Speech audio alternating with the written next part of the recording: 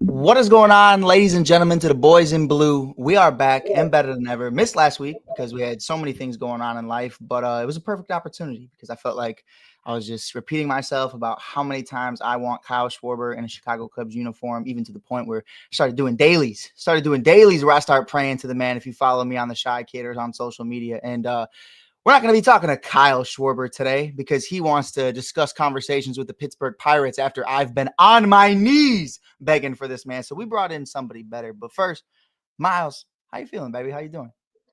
Feeling good, man. Feeling great, man. Feeling all right. It's interesting what's gonna take place here with this team. But Sure. like you said, feeling healthy. We're out here. There's a lot to break down here. Yeah, and we're not even close to being in the ninth right now, but I feel like the way Jed Hoyer moves, I think we've gotten through the first few innings of this game called the offseason. So I'm bringing in the setup man himself. Ooh, you like that, Kyle? Come on, Kyle. That was a clean Oh, transition. that was very smooth. That was a little smooth with it. I'm a little articulate sometimes, but we're bringing in the setup man, Kyle himself. If you follow him on social media, I'm sure you do, but if you don't already, check him out on Instagram, TikTok, Spotify, and all social media platforms. YouTube is where the money is because this man's YouTube and everything he's doing over there is growing every single day. Kyle, how you feeling, man?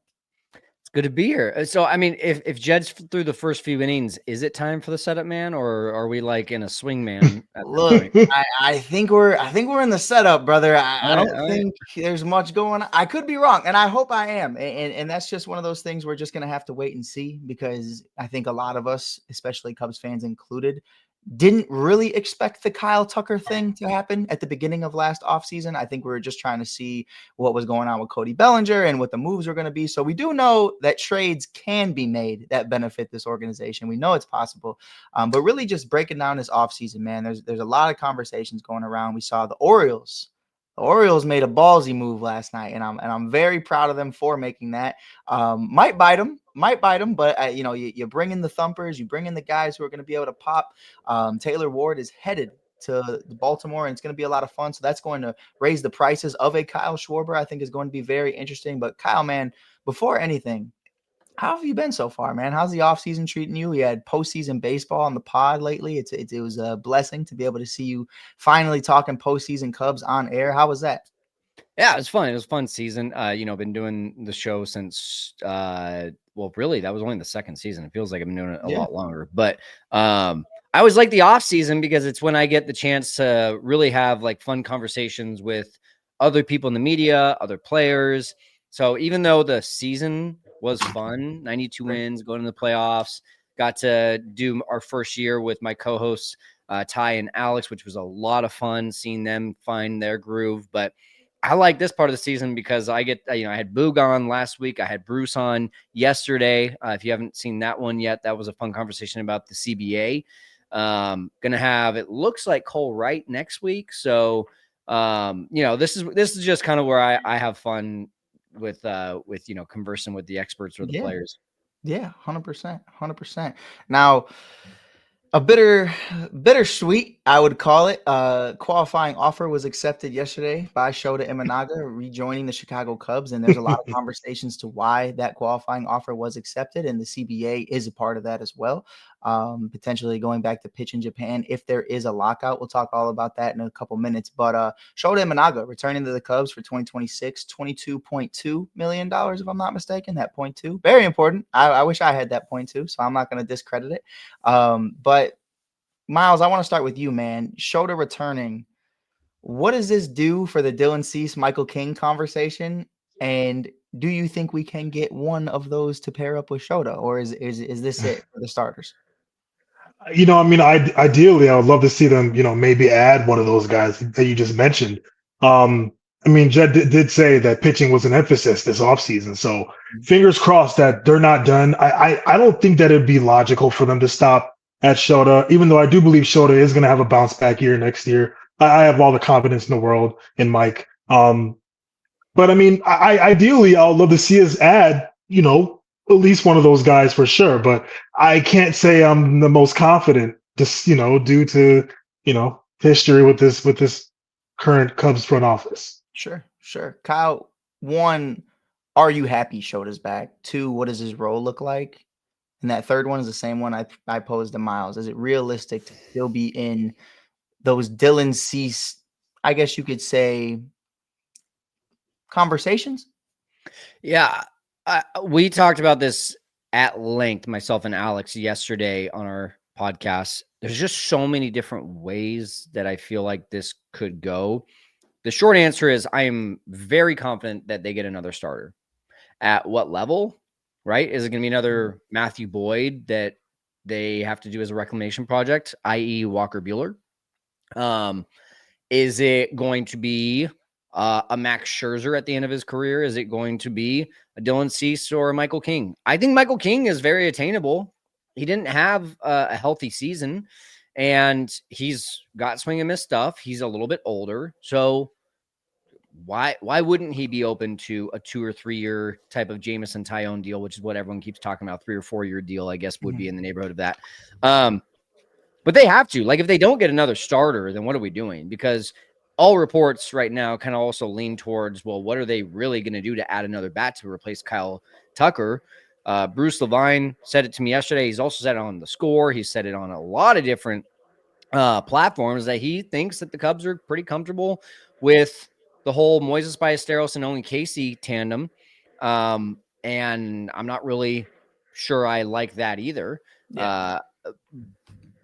Could go really deep into that. You actually had a really good point on that on Instagram of like how, the Dodgers, even though they have these stars, still go out or these upcoming potential stars still go after the legitimate stars. So with that being said, I think Shota is going to be probably right around what we saw of him this last year in terms of the overall body of work.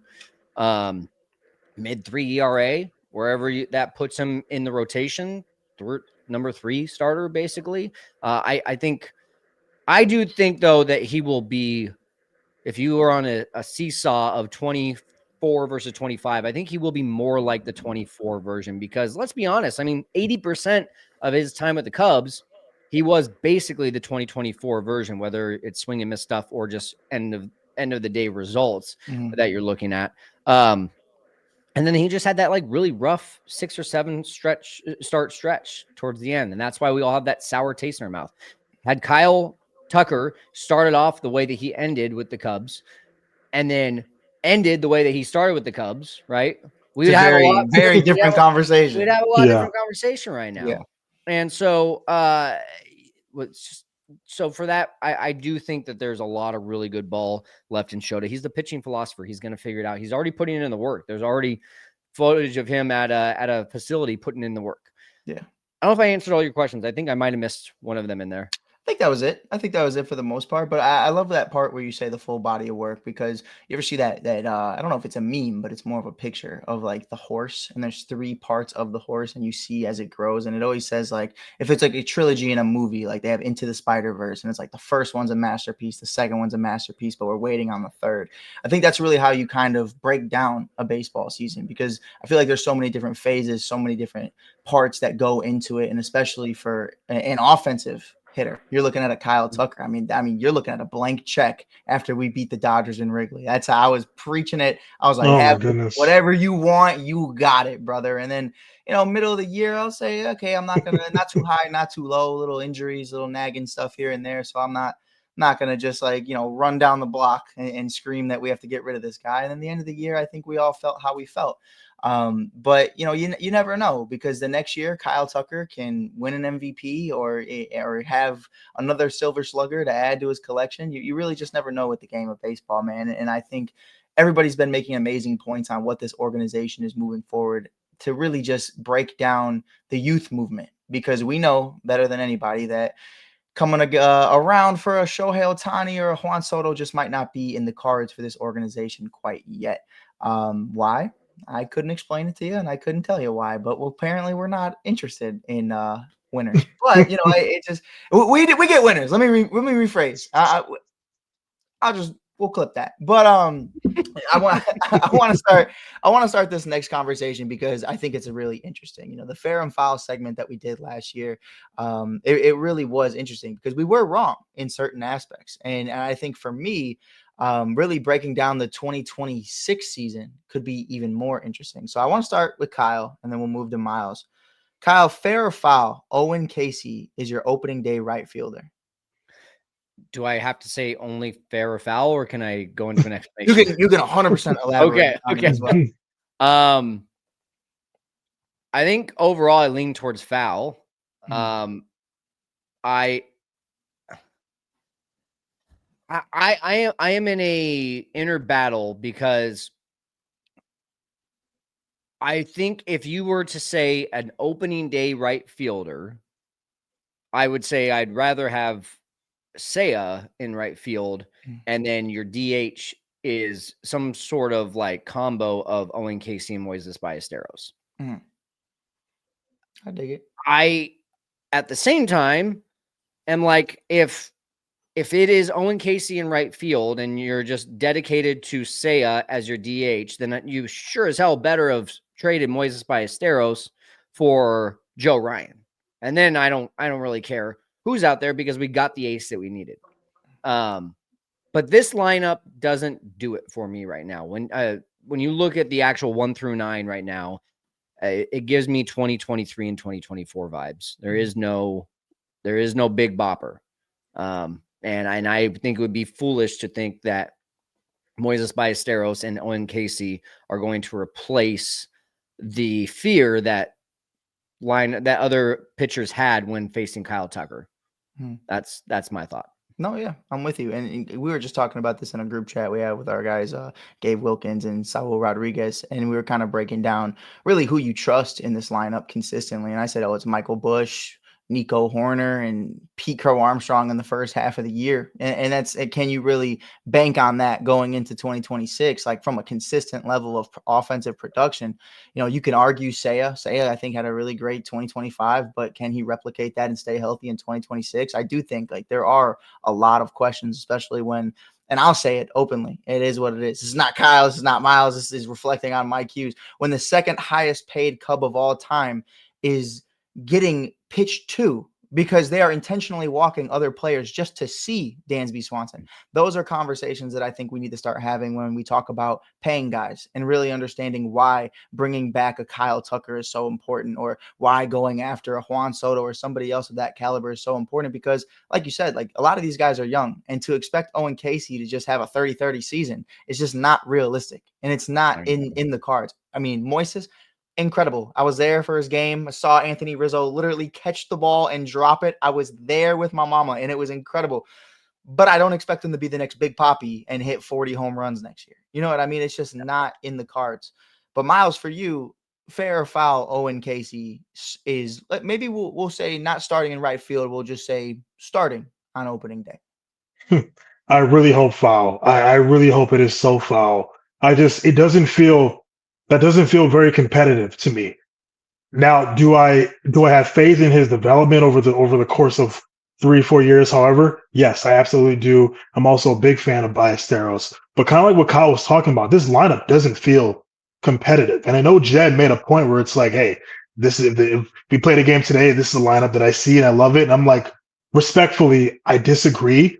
I'm hoping that there is more that they can sort of add to sort of honor the departure with Kyle Tucker because I don't feel like we're competitive if we're just sort of relying on Owen Casey and Moises Ballesteros, two guys who I really like watching, by the way. But then it kind of feels sort of rebuilding ish in a sense, and not really like a win now kind of lineup that I'm looking at. So it's definitely tricky with the Cubs because they obviously have a lot of confidence in these guys, and from our perspective it doesn't look very good. And Jed has proved me wrong many times in the past. I didn't think that lineup was very good last year, but hey, they ended up proving me wrong in the first half of the season. It was fun to watch. I do not think that this is a competitive lineup if that is what we're going to throw out on opening day. Sure, sure. And you take Kyle Tucker out of that, and that lineup looks a Yeah. lot different as well. And how Hmm. guys are getting pitched to looks a lot different. So, Yeah. does PCA get more looks if Kyle Tucker's not in that lineup? I think you can make the argument for it, but it's just going to be one of those things at the end of the day where it's going to be a wait and see how other guys develop as well. But like the Tide, I know Nico Horner is going to be consistent, so I'm gonna keep rocking out with Nico Suave because that's the guy in the Hughes household. We will They never keep talk talking down. about a trade with him. Don't do it. Don't do it. Look, Oh goodness. I was talking to James Triantos earlier today. I was congratulating him. He's on the 40-man roster. So shout out James. JMO's been here for a minute. It is Nico Horner 2.0 in my personal opinion, but I would still love to find a way to keep Nico on this ball club. I think an extension should be in that conversation. Fair or foul, Matt Shaw is your opening day man in the hot corner. Kyle, starting with you, because you and I have talked Bregman for what feels like a lifetime at this point in time. A free agent yet again. Suarez is also on the market. Are the Cubs rocking out with Shazi? Fair. I mean, Yeah. he was a Gold Glove finalist. He is in the spot that you don't need him to be the man and batting ninth. And he's got some pop from the number 9 hole. I mean, I don't know. I get it that like he didn't hit the 250 plus that we thought he was going to, and he didn't have the 15 plus home runs, but like he also wasn't batting 5th or 6th. He batted 5th the first 2 games of the season, and then for the rest of the time he's batting 9th. Yeah. If you can give me Gold Glove defense and be batting in the bottom third of the lineup and still have some sort of production, I'm in.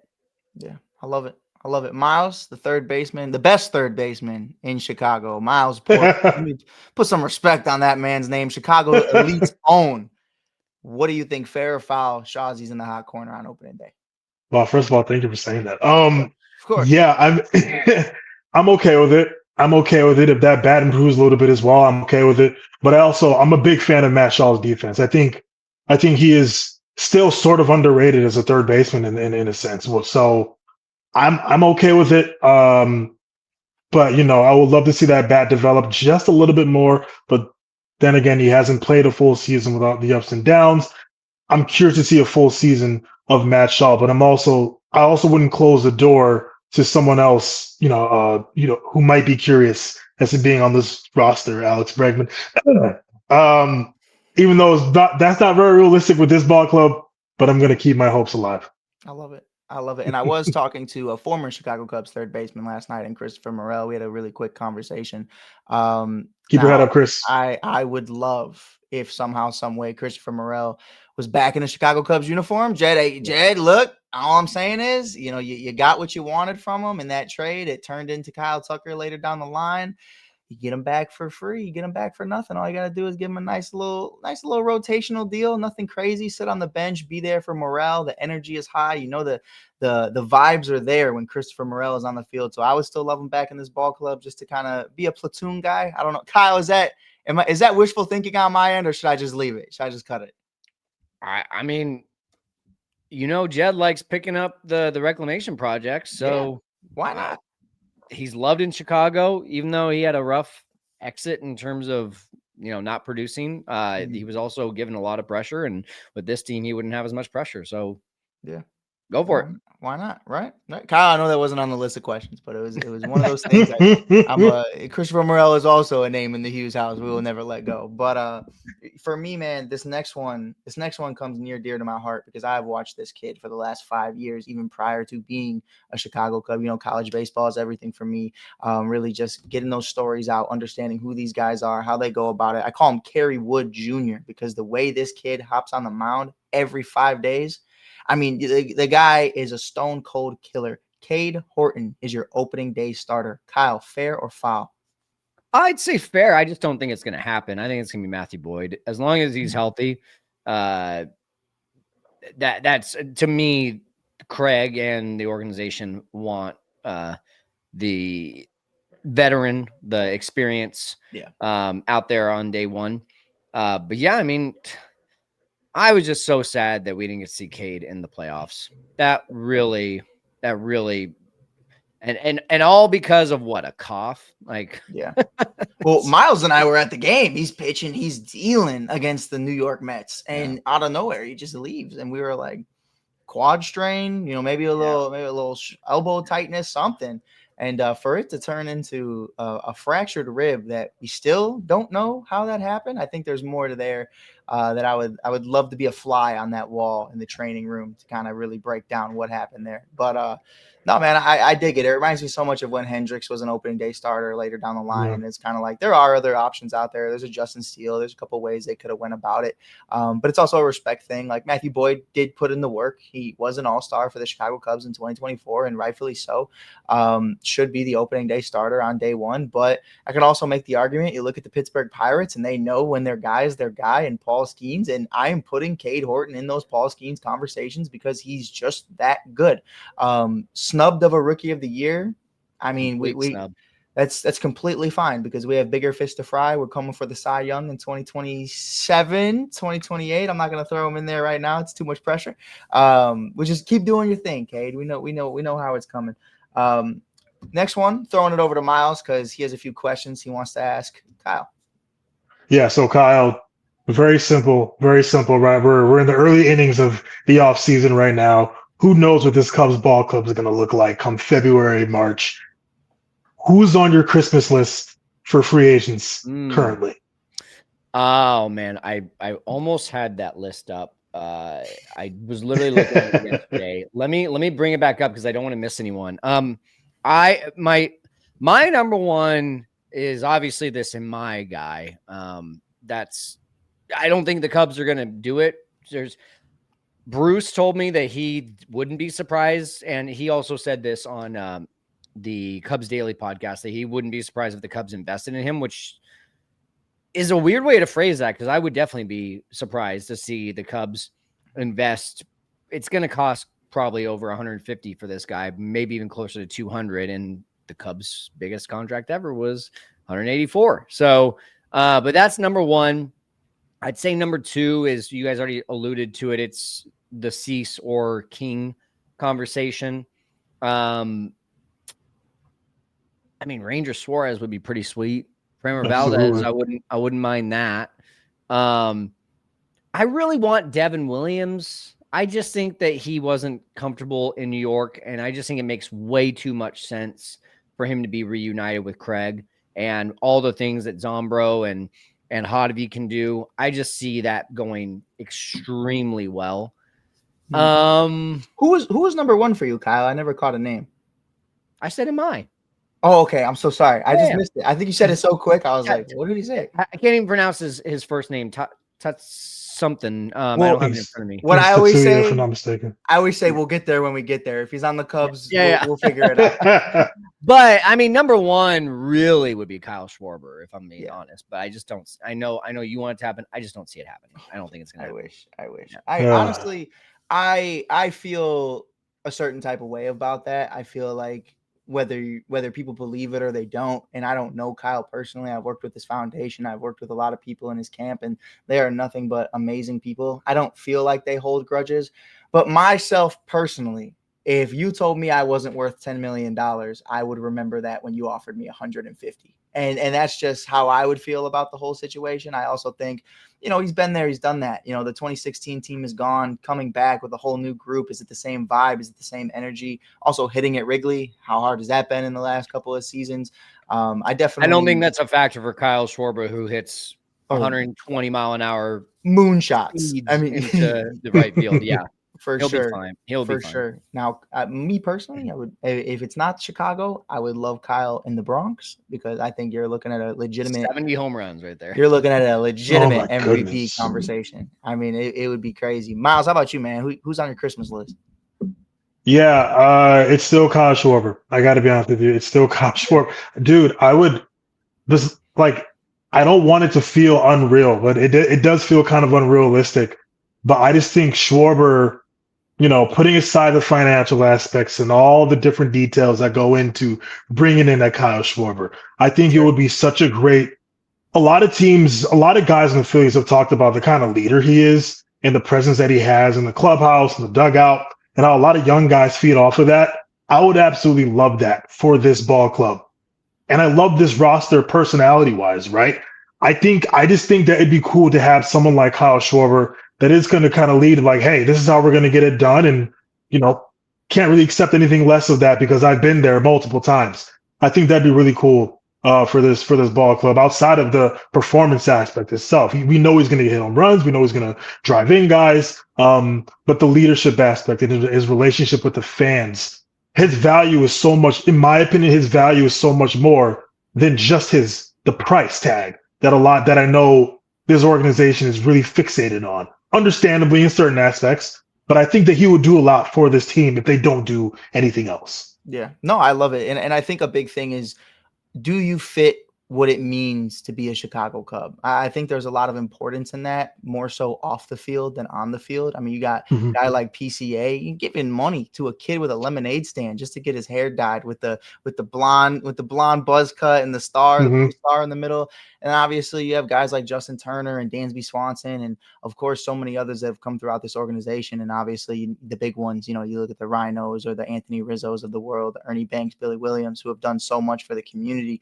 Kyle and what he's done with especially his foundation, Kyle Schwarber's Neighborhood Heroes. I mean, what he's done for the CFD, the CPD, and first responders in the city, it's meant a lot. And I think the Cubs organization knows that. And I think understanding the production a player can give you is important, but understanding the person as well. They know who Kyle is, so he's number one on my wish list as well. And Kyle mentioned him earlier, and he's one of my it's an interesting wish list. I think it's one of those things, like I once asked my dad for an autographed Josh McCown Bears jersey for Christmas when I was 11. It's one of those weird ones where it's like, I'll get it for you, but I don't know why you want it. You know what I mean? Now, I want Walker Buehler. I'm huge on Walker Buehler. I know a lot of people are going to say, well, it didn't really work out in Boston, and towards the tail end in LA, it wasn't really working out. If it's going to work out anywhere, I think it's going to work out in Chicago. I think he can kind of have that Matthew Boyd-esque season. Maybe I'm not fishing for an all-star. I don't think any of us were really expecting that. But being your 3 to 5 guy in the rotation, if you're the 3, everything went extremely well. You know what I mean? If you're a 4 or 5 and you can just eat a few innings and prevent runs, I mean, I think that's really all you're really asking. So Kyle Schwarber and Walker Buehler, and obviously – I don't know if Wrigleyville is ready for Edwin Diaz. I don't know. I saw the Gasolina stuff. I don't think they handled it very well. We still, Kyle, I talk about this all the time, why we need a DJ at Wrigley. I love John. I think what we do is incredible with the piano and everything else.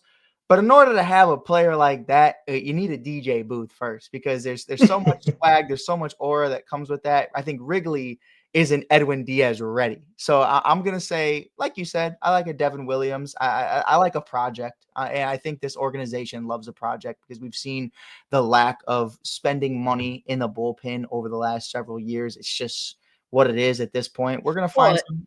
And look what happens when teams do spend money in the bullpen. It doesn't work out very well. Sure. Tanner Scott to the Dodgers. I'm sure the Dodgers will still be looking for another closer this offseason. And what I want to ask before I throw it back to Miles, we're going to talk prospects next, but I really want your opinion, Kyle, on the Cubs closer situation, because we were this close from ending up with Tanner Scott last year. We know how aggressive the Cubs were to try to get that deal done. Do you think they go out of their way to really solidify a long-term closer this offseason? Long term, because And for a closer, we'll say like long-term is like 3-4 years, we could say. Because I guess the question I have for you before I answer Mhm. that is like, do you think Devin Williams, after the year he had, is going to get a 3 or 4 year contract? I think that's the issue. I Yeah. think that's one of those things where it's like we would be foolish to give him a 3-4 year deal. You know what I mean? So I just think like the one thing I'm not concerned about this offseason is the bullpen.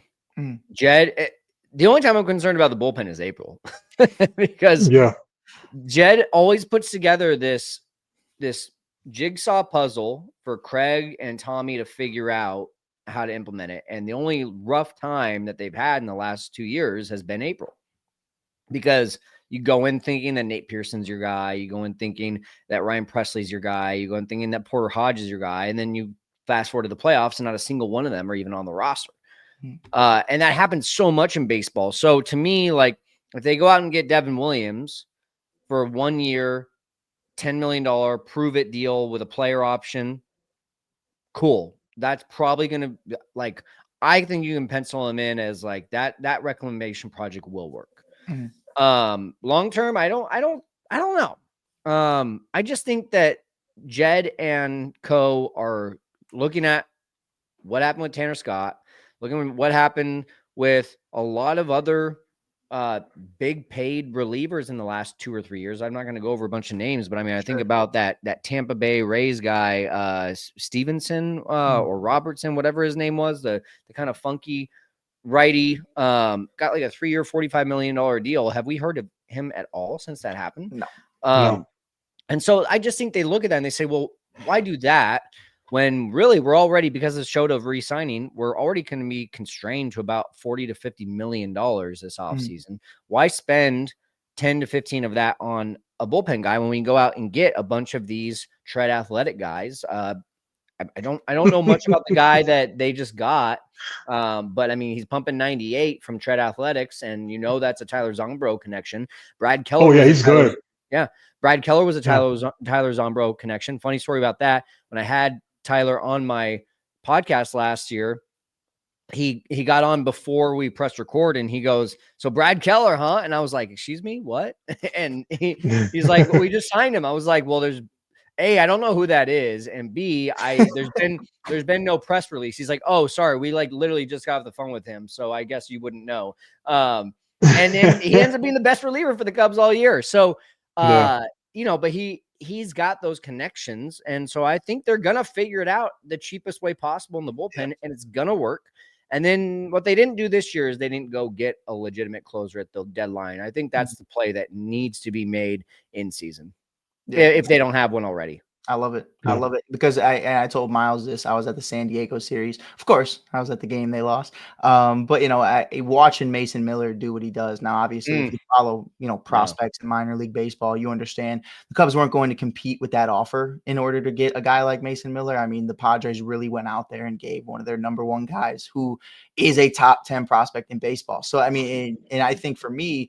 But watching a Mason Miller throw the hardest pitch that we have seen in the playoffs, I think it's kind of an eye opener that, hey man, maybe 96 to 98, it ain't really cutting it anymore, Jed. I don't know. Me personally, I think we need that flamethrower that we lacked since Aroldis Chapman, who, by the way, was a guy I was very interested in bringing back last offseason. I was preaching for him or Kenley. And I think for me, man, to see Chapman still have the year he had this year, I mean, you just can't teach it. You know what I mean? It's just one of those things. It's going to be there until the day his arm falls off. And that's just for me where I would love to see this organization move. I'm sure Tommy Hotovy, if he could have a flamethrower, would love a flamethrower just to throw in there. But I think Palencia kind of fills that role in a way. Mhm. And I think when you take away the pressure of the ninth inning, not that Palencia can't handle it, but really just allowing him to play his game, be the setup man. I think there's a great chance that this bullpen looks a hell of a lot better when you throw in a Devin Williams next to it. Now, we say this now on November 19th. But if it is currently May 5th when you're watching this and Devin Williams has blown 6 saves, I apologize. Yes. We all apologize for standing here and telling you this, but we're optimistic because it's the offseason and when the delusion is rolling and we're having a blast. So I love it, man. I think it could be really cool. Can I just add that I have a little bit of concern for Daniel Palencia going into next season. I remember we saw sort of like a similar path with Adbert Alzolay, I believe, in 2023, where he was the guy, he was shutting down games, and there's a little bit of a shoulder injury, and it kind of haunted him going forward. And now we know that Palencia had this shoulder injury earlier. I forgot when that was. It was like later in the season. He still came back. He still performed. I'm just hoping, because we don't have a lot of those super flame throwing guys, I really appreciate Palencia. I'm hoping that they take care of him going forward, because kind of like what you alluded to, Mike, we don't have a lot of these guys, and I'm hoping that we just sort of cherish these dudes going forward and just make sure we preserve them as much as we can. Yeah, That's just something I've been thinking about lately, especially when he went down with that shoulder injury earlier this year. Kyle, am I crazy? I feel like this is kind of like a pattern sometimes with this team. I don't know that I connect the two. I'm trying to find his stats, by the way. I can't find it right now, but Palencia? Yeah, no, just in situational. I could be wrong. Let me just see if this answers it for me. Yeah, I mean, I think I do like what you had to say there, Mike. Was that, when you put him in the 7th or the 8th inning, 2.08 ERA in the 7th inning, 0 ERA in the 8th inning. Yeah. Small sample sizes for both of them. Sure. But a 3.82 in the 9th inning. He feels like, remember how good Carlos Marmol was as a setup man, and then you moved him over to closer, and it was just like kind of like a flip of the coin. Like Daniel Palencia could be that lights out guy in the 7th or 8th inning and just shortens this game for the Cubs, which is what you need in today's game. Yeah, for sure. And especially just like, you have to have a feel for the game. And I think everyone sitting here has played baseball at some level. And I think for me, when you go into the 9th after getting shut down in the 8th, it's a very different vibe. So if Palencia is in the 8th, just shutting guys down, you're talking 1, 2, 3, strike out the side. Devin Williams is sitting pretty going into the 9th because these guys don't want to go up there. These guys are getting the soul sucked out of them. And I think that's a really cool way to kind of spin it, is like, yeah, throw gas in the 8th and then just play calculated baseball in the 9th. I think it'd be really sick. Yeah, absolutely. For sure. Now, this next one I'm really excited about. Miles, I'm there every single day. Do you want to ask Kyle, or do you want me to just fanboy out for a little bit? I kind of want to see you fanboy out. I'm gonna let you take this one. Well, I'm geeking, but I think it's not going to go the way people think it is. And everybody knows I do a show called Pros and Joes. We've had Paul Skeens, Trey Lipscomb, Chase Dolander, and so many other amazing players. We just had Connor Griffin on the other week, which is really cool. Getting to tell these guys stories, really learning prospects. Got to talk to James Triantos last night on the 40-man. Shout out JMO. It's great to see these guys have success. But this offseason, I'd like to see them be able to flourish in organizations where guys are going to be able to play. And I think the prospect hoarding needs to stop. I think we all need to sit down and have a little conversation. I'm not going to say it's an intervention. I'm going to just say it's a conversation with Hawks and Jed and everybody else. Because, Kyle, I feel like we're holding on the guys for way too long. I feel like we're starting to have conversations where you've watched a Brennan Davis come in and out of this organization who at one point would have gotten you a hell of a good player. You also see guys like James Triantos, who, hey, man, I told you at the beginning of this show off air, he reminds me so much of Nico Horner, but after a down year in 2025, what is the value of a James Triantos? Do you think this is the offseason you finally start to see the Cubs make trades?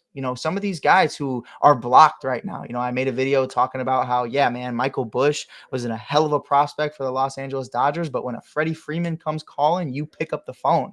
So for the Chicago Cubs right now, Kyle, do you think it's time to unload on guys who are kind of positionally stuck? Or do you think you hold on for a little bit longer? For 3 guys, the answer is yes. It's Moises, it's Owen Casey, and it's Jackson Wiggins. If you're not playing them, or don't have any plans of playing them or positionally blocking them. You can't really block a pitcher, let's be honest. Right. So Jackson Wiggins, to me, excuse me, I said it the other day, he's the only untouchable to me. Like, he's a dog. He is a dog. You need him on your roster and or in the minors to start the season and be ready to go. The only exception I have for that is if you trade him for an already ace. Mm-hmm. Joe Ryan, come on over. Jackson Wiggins, Good luck. Yeah. Good job. And I felt that way about Cam Smith. So, like, to be the devil's advocate, they did trade away Cam Smith, and you saw how a lot of people weren't happy about that. But I'd do that again every day that ends in Y. So, if you tell me that the Cubs go out and they get a right fielder, especially if it's like a guy that everyone's gonna be excited about, don't bring in Harrison Bader and block Owen Casey. I'd much rather have Owen Casey in right field. You know what I mean? Yeah. If you're gonna have guys that are going to be blocked, or Moises just doesn't really have a straight up position, and you have needs right now, then yeah, trade them like that. Yeah. We've gotten to that point. My frustration is Triantos, Casey. I would even throw in Jonathan Long. What do you think about that? Well, my point, I'm going down a different route here. Triantos and Alcantara, and you could say last year Matt Mervis. You can say Brennan Davis, to your point. I don't see many teams being super interested in an Alcantara, in a Triantos right now. Maybe not even an Owen Casey. I don't know. I mean, with the time that he got with the Cubs, right? Did he light it up? Not really. So I just wonder if the value of these players is seen on the other end from the other 29 teams. Right. No. Moises Ballesteros and Jackson Wiggins, 100%. I think teams would be drooling. Outside of that, I don't know. Jefferson Rojas didn't have much of a year. Yeah. No, I'm with you. And I think it's going to be very interesting because, again, these are our guys. They wear Cubs colors. So, obviously, I'm going to tell you that Owen Casey reminds me a little bit of Juan Soto in his game. You know what I mean? But if Owen Casey was on the Pittsburgh Pirates, I'd be like, man, that guy can sure strike out a lot. You know what I mean? So, I think for me going forward, to your point, I do agree that there are situations to where straight up, who's asking for El Jaguar at this current moment? You know what I mean? Who's asking for Mo Baller?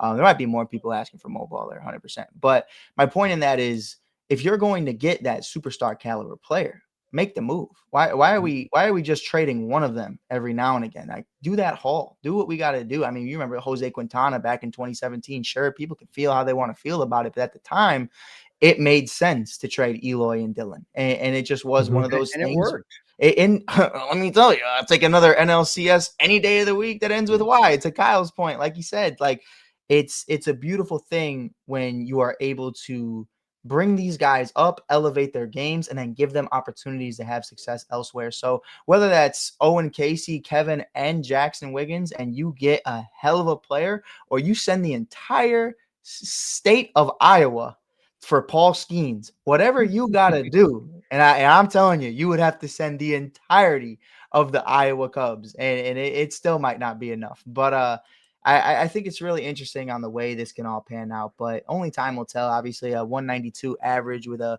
OBP of 222, OPS 568 for Owen Casey in 2025 in a very small sample size, only 26 at-bats. But to your point, there have been several times, and I'm not going to get too heavy on the Ian Happ hate on this pod because I do think Ian Happ has provided so much for the organization at times.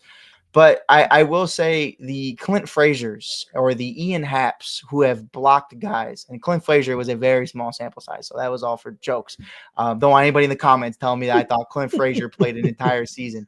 But just to see guys not get opportunities and then lackluster production at the big league level from certain guys, it'll frustrate the hell out of you. Or when a Gregory Dykman gets called up and Brennan Davis is just hanging out in Des Moines, Iowa. What are we doing? You know what I mean? Shout out Gregory Dykman. But, I think at the end of the day, man, it's going to be interesting to see how they really go about this offseason. Myself personally, I'm going to throw out a name. If you have to do what you have to do whether that's Jackson Wiggins and Owen Casey and maybe a third to get a Mackenzie Gore, do it. Get somebody like that. Mitch Keller, I'm not going to give you no Jackson Wiggins, but you can have something. I have something you might want. You know what I mean? Like there's levels to it. And if you're going to go out and you're going to go big, I would now, because Mackenzie Gore on opening day and Cade Horton and Matthew Boyd is your 2-3. That's a beautiful sight. Justin Steele coming back soon. I mean, it's gonna be a good time in Wrigleyville. I think if we get that one finalized starter who is a proven guy. But Kyle, if you have any last points that you wanted to kind of throw in, where people can find you, what you have coming up, anything for the off season? No, I mean, we're doing 2 episodes a week with Ty and Alex. So just, updates on rumors, updates on what we're hearing, what we think would be great for this team, just your typical speculation podcast, which is always fun. And then we're attempting to do our once a week, essentially, interviews. So hopefully that will continue to roll. And yeah, just hope that you'll check us out. Setup Man on YouTube. Yeah, always around. Thanks for having me, guys. Yeah, fun conversation, and we'll see what happens. I really am interested. I think we're not talking enough really about this CBA stuff, and I really think that the Cubs are going to have a lot of excuses at the end of the offseason.